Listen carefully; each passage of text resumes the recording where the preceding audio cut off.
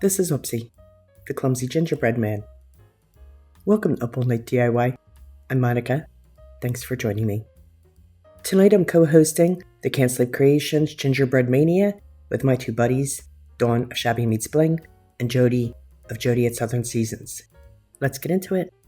So what we're going to need is a 2.8 and a 2.4 inch foam ball for his head and body. We'll need some Model Magic or any clay of your choice.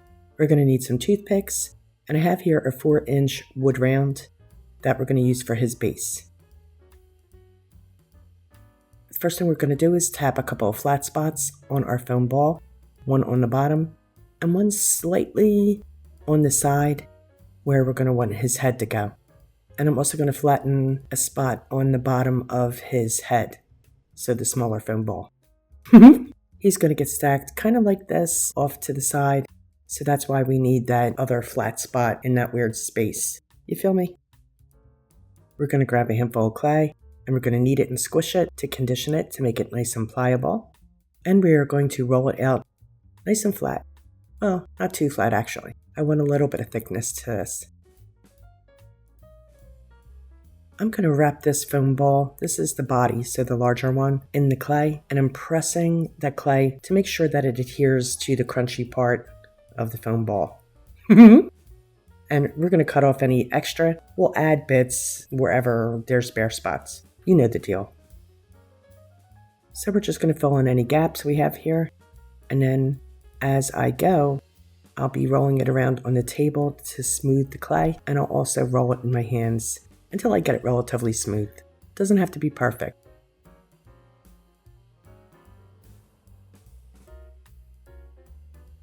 See, that looks pretty good. And I want to make note of where my flat spots are, because we definitely are going to need to know where they are. I roll out more clay, and I'm going to cover the small foam ball in the same way that I just did the large one. And again, I want to keep note of where that flat spot is. So now I'm going to grab a toothpick, and I am going to push his head into place. So I'm going to use the toothpick to anchor his head. I'm just going to push it right onto that flat spot, and then I'll push the head onto the toothpick. See? Easy so far, right? Right, so we're going to roll out a couple of logs of clay. We'll cut them in half, and these will be his arms and legs. I'm going to cut these so that the legs are slightly longer than the arms, you know, as in real life. And when we attach them, we'll attach the flat side to the body. The rounded part will be the hands and or feet. Next, we're going to roll another log of clay, but a thin one this time. This is going to be his scarf. This is just going to be the part that wraps around his neck. We'll get to the tails in a little bit. So we're just going to wrap this right around his neck, and I'm going to pull off any extra. I'm going to use my fingers to push it in there and make sure it's got good contact with the rest of the clay. I'm going to use my ball tool here to roll over the seam where the scarf clay meets his head and body. You can do this with a paintbrush handle too. That works. You guys know that.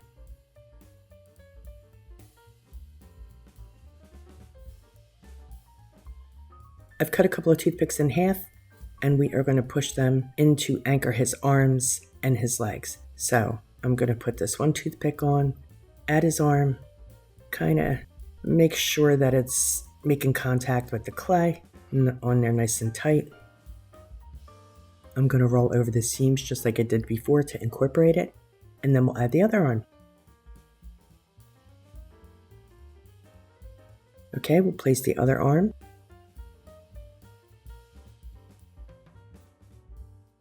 And we're going to roll over it just like we did before. Make sure that the seam is pretty much invisible, as much as you can. I'm going to add his legs the same way. I pushed a toothpick in there. I'm going to slide the clay leg on, and we'll incorporate it. And we'll do the same with the other leg. And of course, we're going to roll those seams. Can't forget to do that. I'm rolling out another small little clay log. This is going to be for the tails of a scarf. I'm going to use my brayer here to kind of flatten this a wee bit, and then we're going to fold it over itself, you know, so that it looks like the fold in a scarf.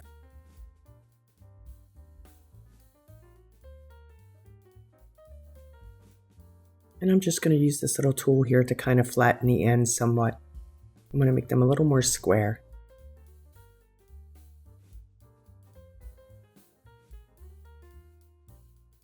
I want to see where this is going to go. Yeah, we're going to set that aside separately to dry and attach it after. I'm going to punch out a couple of circles from this flattened clay, one slightly larger than the next to make him a little tan. So you can see I left the clay a little thicker because I want a little body to this hat, little puff.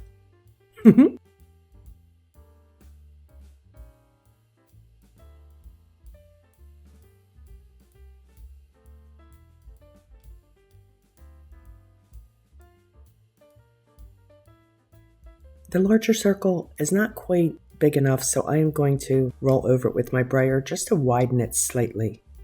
So now I'm going to place the larger circle on top of the smaller circle, so that kind of gives that tam shape. You know what I'm saying? Let's roll over it just a wee bit more, smush it down. That's tam shape. Now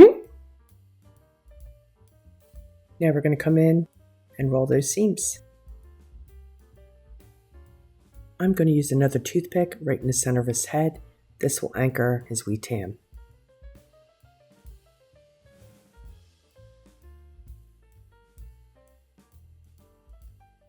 Now I'm going to slide the tam right over top of the toothpick, and I'm going to use the palm of my hand to press down from the top to make sure that it's got good contact.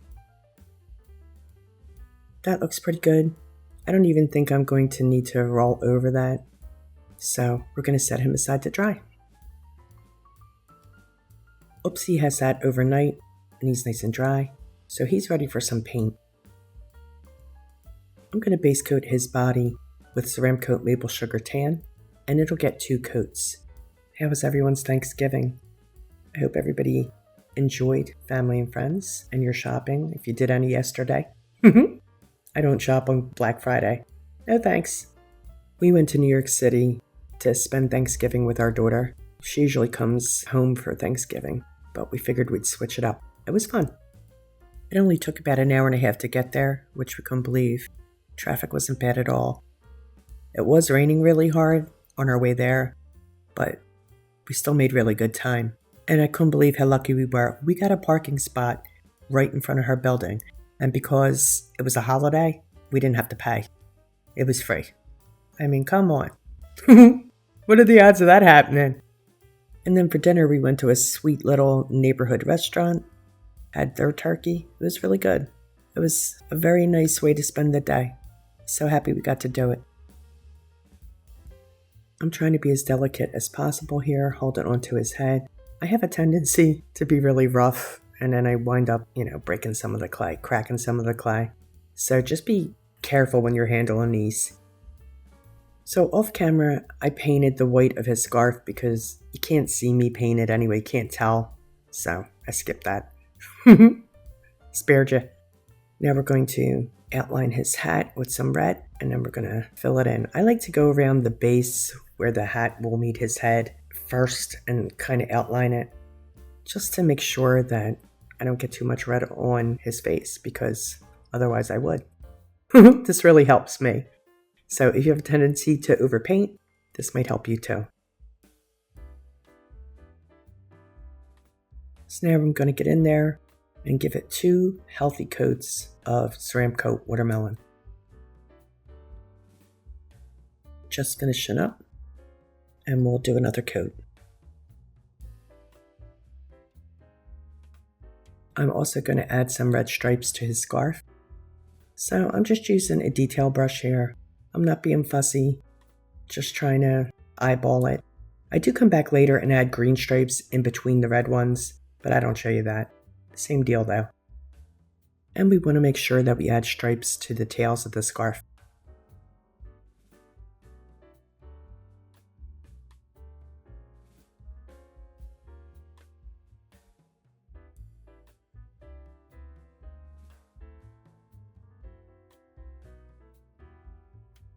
going to add some shading by dry brushing with Ceramcoat Golden Brown. So I just offloaded the majority of my paint from my paintbrush by scrubbing it on my paper towel there. You can see the blob by my hand.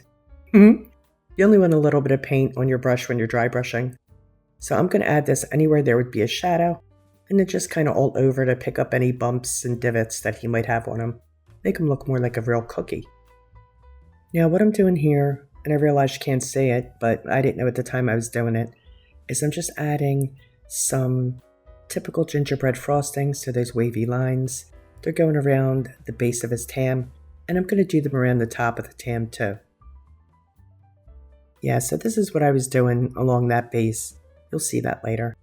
But just doing a little bit of a wavy line completely around the top of his hat. Now we're going to give him some loopy icing hair. So just little teardrop shapes. I'm going to come in and paint those right in the center of his forehead. You can see I added the green stripes to his scarf here. And since he is a gingerbread fella, he's going to get those wavy icing lines around his wrists and around his ankles.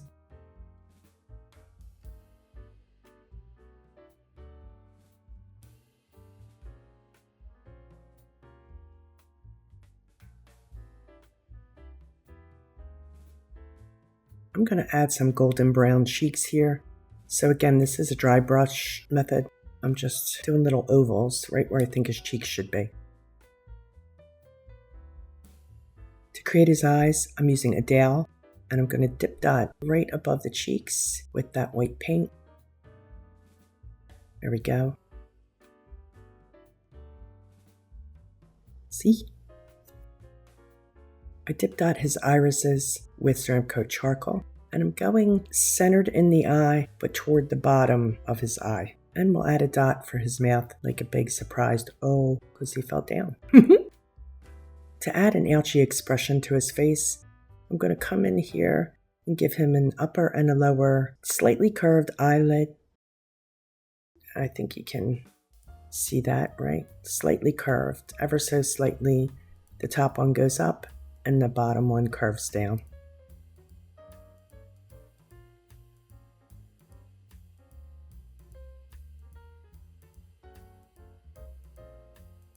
You know what? Let's add a wee bit of shading under his mouth as well, just to make it look like he's got a little bit of a lower lip.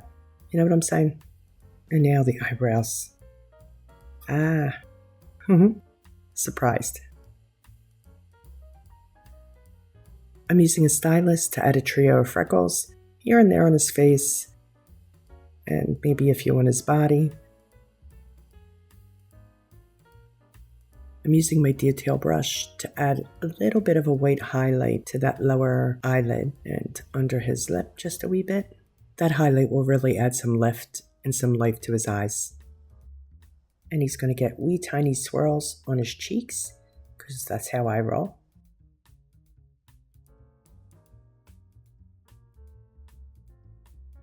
And I'm going to dip dot white highlights in the center of his eyes there.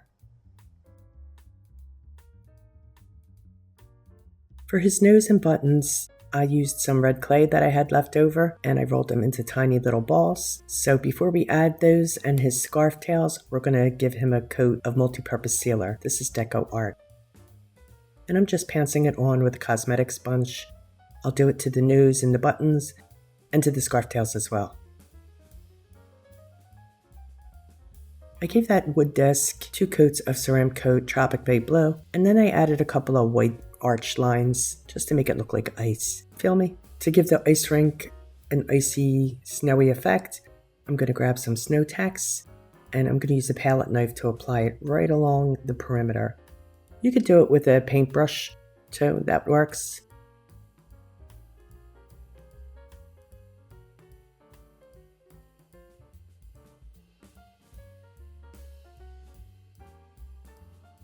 Now I'm going to add some of this snowy glitter to the SnowTex. This is just that Dollar Tree snowy stuff, nothing special. I'm going to push it in there. And after this is done, I'm going to give this 2 coats of clear gloss sealer to make it look icy and slippery and slick. And whenever you're using glitter, If you use the glossy spray, that definitely helps keep the shine of the glitter.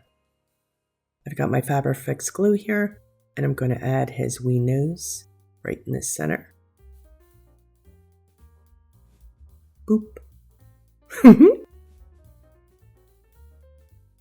And he's going to get a couple of buttons down his belly too.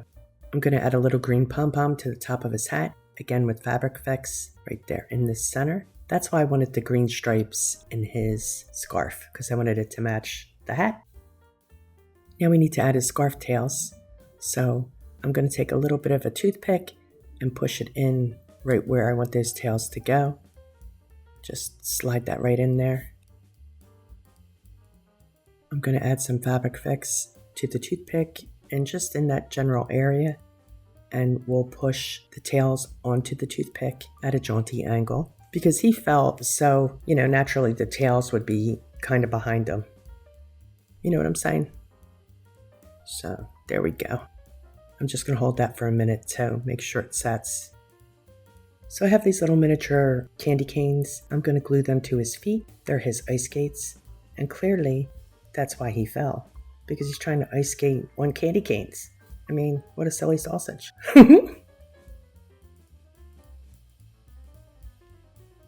To attach onto the base, I'm going to add some FabriFix to his butt and a wee dollop of hot glue too, just for that instant hold. But I am going to have to hold him in place for a few minutes so that he doesn't tip out of position. And that's it. Oopsie is done. Poor wee guy. Let's take a final look. I want to thank Dawn and Jody for co-hosting. We love these late night Can't Sleep Creations productions. They are so much fun, and we're always lucky to have plenty of talented creators join us. Please be sure to check out Dawn and Jody's channels. Links will be in the description box, along with a link to the playlist. Watch everybody's videos. They're all fabulous. You'll find a list of my supplies there as well. I hope you liked today's project. I think Oopsie turned out pretty cute. Let me know what you think. There will be plenty more Christmas projects upcoming, so please be sure to check back. Please like, share, comment, and subscribe, and all that good stuff. Stay creative, my friends. Thanks for hanging with me. See you next time. Up all night with Monica.